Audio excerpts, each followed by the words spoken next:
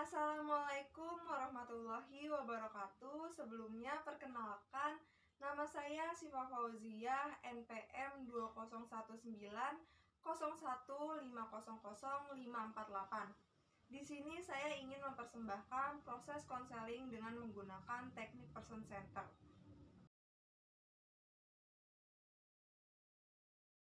Selamat datang. Sebelumnya perkenalkan, nama saya Syifa Fauziah. Mbak dengan siapa ya? Mbak Via. Mbak datang ke tempat ini dengan siapa? Sendiri Mbak. Kalau tahu tempat ini Mbak dari siapa ya? Dari rekomendasi teman-teman saya Mbak. Sebelumnya apakah Mbak sudah melakukan konseling? Belum pernah sih Mbak, baru kali saya melakukan konseling.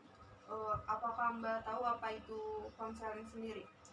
Saya hanya tahu sedikit saja. Setahu saya konseling itu kayak pemberian solusi Mbak.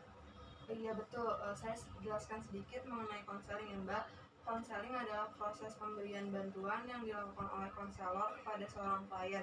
Di sini seorang konselornya adalah saya dan kliennya adalah Mbak sendiri. Lalu nanti pada saat proses konseling berlangsung, kita harus mentaati beberapa asas ya Mbak. Yang pertama ada asas kerahasiaan. Pada asas ini nanti mungkin Mbak dapat menceritakan semua permasalahannya dengan cara terbuka karena kerahasiaannya dapat terjamin. Jadi yang tahu hanya saya, Mbak, dan Allah. Yang kedua itu ada asas kesukaraan. Pada asas ini sebelumnya apa Mbak datang ke sini atas kemauan sendiri atau ada dorongan dari orang lain? Saya datang sini sukarela sih. Alhamdulillah kalau dengan sukarela, insya Allah nanti pada saat proses konseling berlangsung itu akan dapat mempermudahnya ya Mbak.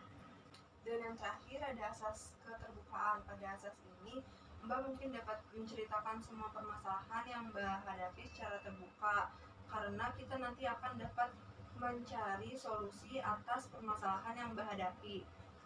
Sebelumnya mohon maaf banget Mbak, waktu konseling pada hari ini hanya terdapat 15 menit karena saya nanti ada rapat.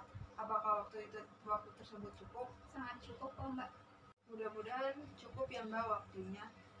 Tadi kan sebelumnya Mbak Via sudah tahu apa itu konseling, asas yang terdapat di dalam konseling ya Mbak. Dan juga tadi kita sudah sepakat untuk dapat saling terbuka ya Mbak. Apakah Mbak Via sudah siap untuk melakukan proses konseling? Sudah Mbak. Baik, kita bisa mulai proses konselingnya. Mungkin Mbak Via dapat menceritakan kepada saya, silakan.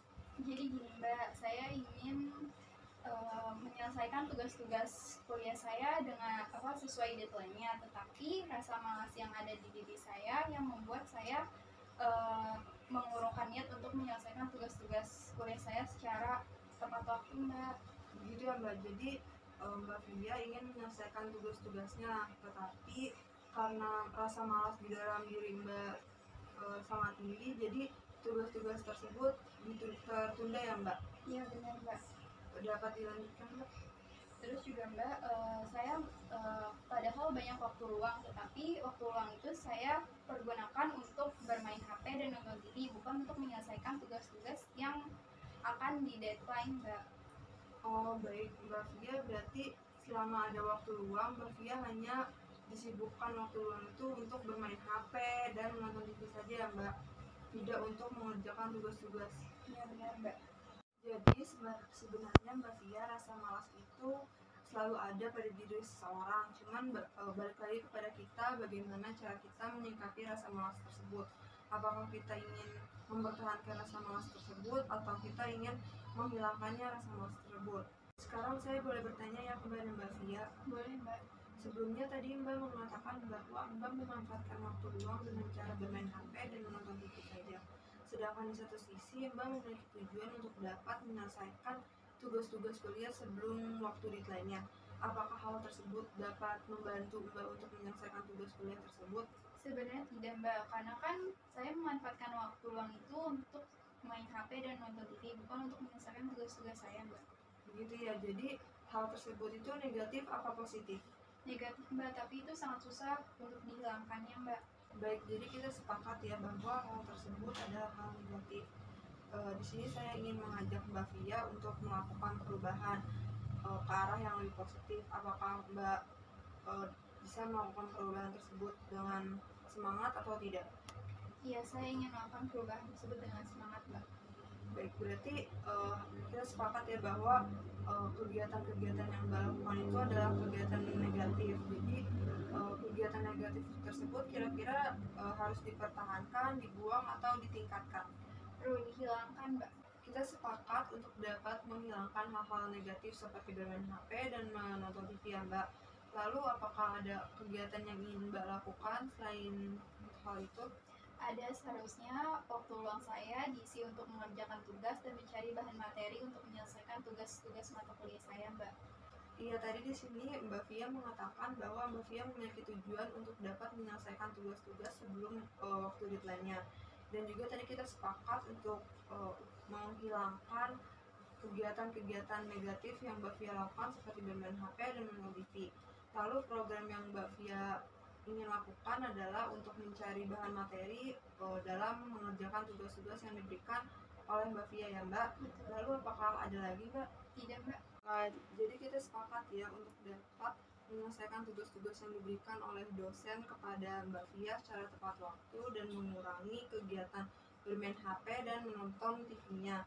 Mungkin kapan Mbak Fia ingin melaksanakan kegiatan tersebut? Insya Allah selesai dari konseling ini, Mbak. Alhamdulillah ya, semoga Mbak Fia dapat menyelesaikan tugas-tugas yang diberikan secara tepat waktu dan mengurangi kegiatan bermain HP-nya. Mungkin ada lagi yang ingin Mbak Fia katakan? Tidak, Mbak, sudah cukup. Mungkin kalau ada yang ingin ditanyakan, Mbak Fia, kita bisa bertukar nomor telepon atau Mbak Fia bisa datang ke tempat ini lagi ya. Iya, Mbak. Sebelum kita menyelesaikan proses konseling ini, karena waktu terus berjalan ya, apakah ada yang ingin Mbak Fia katakan atau perasaan setelah melakukan konseling ini bagaimana sih? Saya cukup termotivasi untuk menyelesaikan tugas-tugas secara tepat waktu sih, Mbak. Alhamdulillah ya, semoga Mbak dapat melaksanakan program yang kita sepakati secara benar dan mengerjakan tugas-tugas yang diberikan secara tepat waktu juga. Terima kasih, Mbak, telah memberikan solusi kepada saya. Sama-sama.